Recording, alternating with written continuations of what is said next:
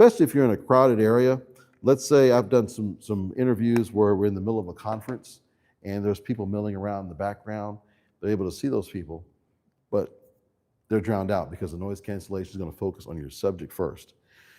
There are some things that's going to pierce through noise cancellation, like if it's a very loud noise, there's certain noises that it thinks may be a voice, so it wants to actually accentuate that, and so that's a no-no. So you may have to actually have your subject pause during those moments and then start back up once that noise is over.